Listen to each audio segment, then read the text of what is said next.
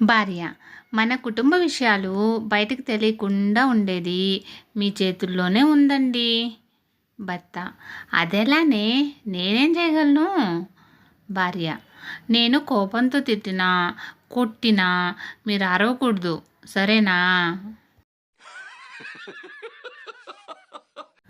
RTO officer: చూడమ్మా, మీరు మీ వెహికల్తో రోడ్డుపై స్పీడ్గా వెళ్తున్నారు.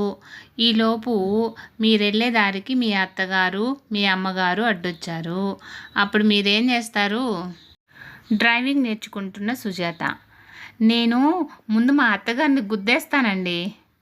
ఆర్టీఓ ఆఫీసర్: అమ్మా, మీకు ఇది 30వ చెప్పడం. అప్పుడు మీరు వేయాల్సింది బ్రేక్ అమ్మా. అలివేలు: ఏడాది నుండి మీ ఇంట్లో పని మనిషి లేదన్నారుగా, అయినా మీ ఒళ్ళు కొంచెం కూడా తగ్గలేదండి సుమి.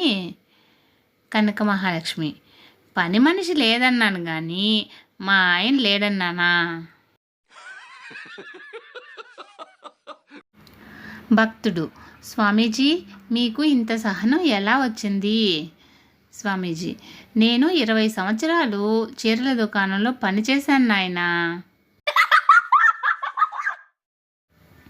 తమ షాపులో ఉన్న చీరలు మొత్తం చూపించారు షాప్ వారు. అమ్మా, మా షాపులో ఉన్న చీరలన్నీ చూపించాము, ఇక ఏమీ లేవమ్మా అన్నారు ఆయాసంతో. అరుణ: పర్లేదండి, పక్క షాపు నుండి తెప్పించండి, ఆలస్యమైనా నేనేమనుకోను. సిటీలో ఉద్యోగం చేస్తున్న వ్యక్తి సొంతూరికి వెళ్ళినప్పుడు వాళ్ళ చిన్నప్పటి టీచర్ ఎదురై ఇలా అడిగాడు. టీచర్: ఎరా రమేష్, సిటీలో ఏ ఉద్యోగం చేస్తున్నావు?